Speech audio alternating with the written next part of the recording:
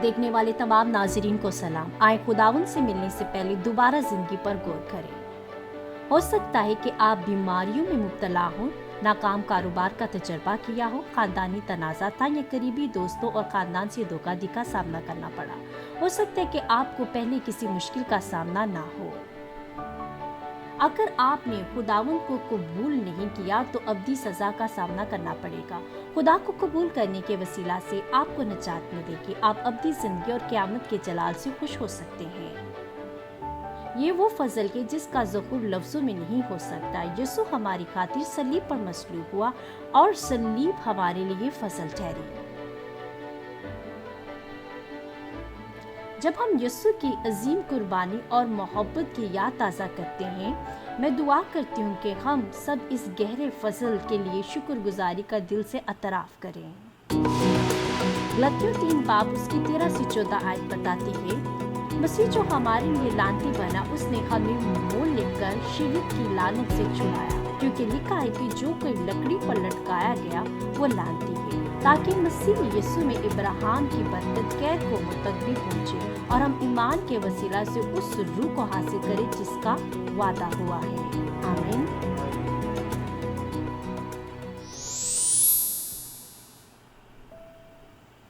सलीब पर मसलूब करने की सज़ा बाकी सज़ाओं में से सबसे ज़्यादा जालिम तरीन सज़ा और लकड़ी की सलीब लानत की रूहानी अलामत है। यीशु खुदा का इकलौता बेटा इंसान बनकर ज़मीन पर आया और तमाम बनीनों इंसानों को बचाने के लिए लकड़ी की सलीब पर मसलूब हुआ। इसके ज़रिए सलीब अब लानत की अलामत नहीं है, लेकिन खुदा की मोहब्बत।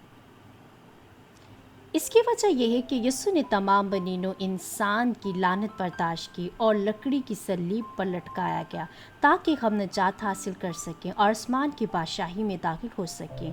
एक गहरा रूहानी मानी यीशु की सलीब पर खून बहाने में मुसम्म है। गलतियों 3 बाब उसकी 13 से 14।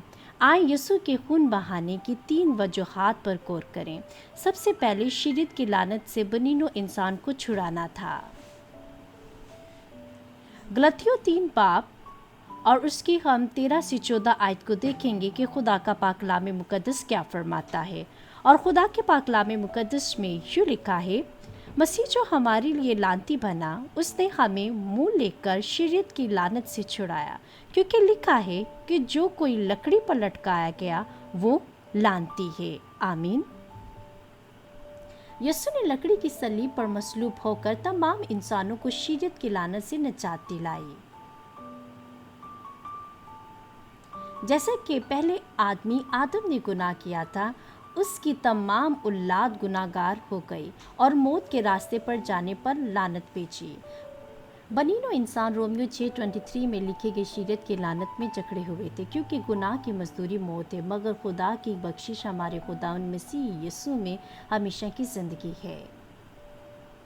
नजात देने के लिए यीशु मसीह को सलीब पर लानत बर्दाश्त करनी पड़ी। इस्तिशना 21 बाब 20 जिसे फांसी मिलती है वो खुदा की तरफ से मालून है। यीशु ने लानत उठाई और लकड़ी की सलीब पर लटका दिया गया। शरीयत की लानत से बनीनो इंसान को बचाने के लिए उसने हमें शरीयत की लानत से आज़ाद किया और हमें खुदा के फर्जंद बनने का हक दिया।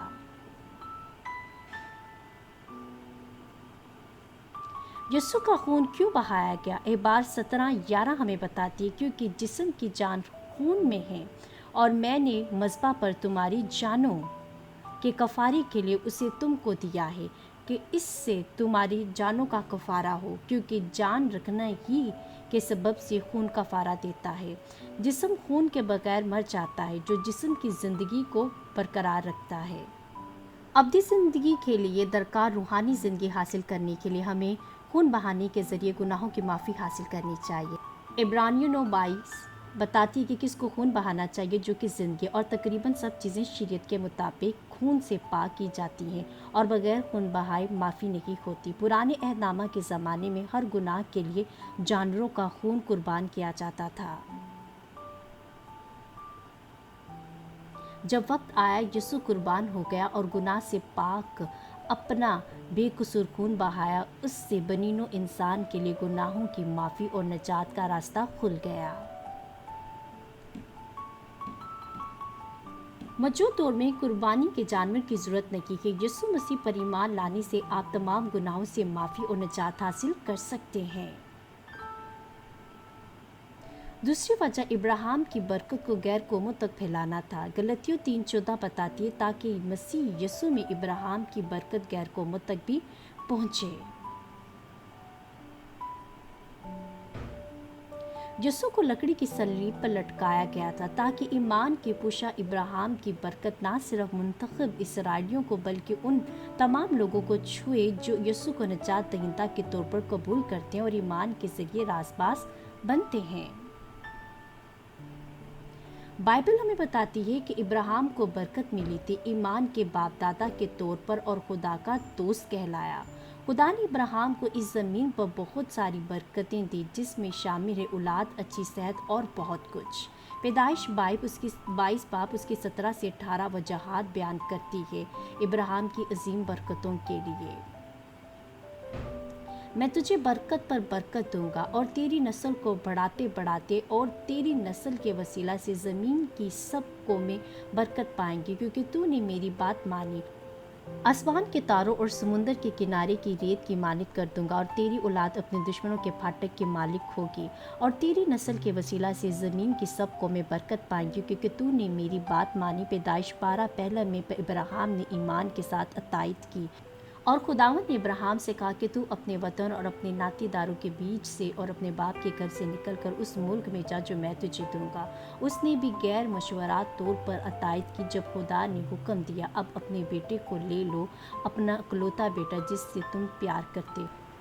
इब्रानियों 11:19 हमें बताती है कि इब्राहिम का ईमान था, क्योंकि उसका यकीन था कि खुदा मुर्दों को जिंदा करने की कुदरत रखता है।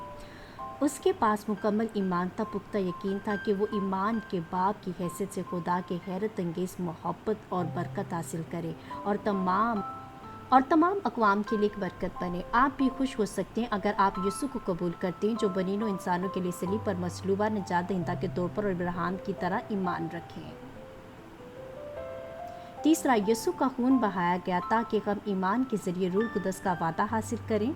गलतियों उसका 3 बाब और उसकी 14 आयत हमें बताती है हम ईमान के वसीला से उस रूह को हासिल करें जिसका वादा हुआ है। वो तमाम लोग जो ईमान रखते हैं कि यीशु निजात दहिंदा है और वो सलीब पर मसलूब हुआ, वो ईमान के वसीले रूह कुदस का वादा हासिल कर सकते हैं। यूहन्ना उसका 1 बाब उसकी 12 बयान करती है, लेकिन जितनों ने उसे कबूल किया उसने उन्हें खुदा के फर्जंद बनने का हक बख्शा, यानी उन्हें जो उसके नाम पर ईमान लाते हैं। रोमियो उसका 8 बाब उसकी 16 बयान करती है, रूह खुद हमारी रूह के साथ मिलकर गवाही देता है कि हम खुदा के फर्जंद हैं। जब आप यीशु को निजात दहिंदा के तौर पर कबूल करते हैं तो फिर रूह कुदस आपको तोहफे के तौर पर मिलता है। रूह कुदस से पैदा होने वाले खुदा को बाप कह सकते हैं और ज़िंदगी की किताब में दर्ज नामों के साथ आसमान के शहरी बन सकते हैं। खुदा की कुदरत के वसीला से रूह कुदस आपके दिल में बसता है ताकि आपको खुदा के कलाम को समझने और सच्चाई में ज़िंदगी गुजारने में मदद मिले। रूह कुदस आपको खुदा के अता करदा ईमान को हासिल करने और अपनी ज़िंदगी तक पहुँचने के लिए रहनुमाई करता है, जैसे रोमियो 10 बाब 9 बयान करती है।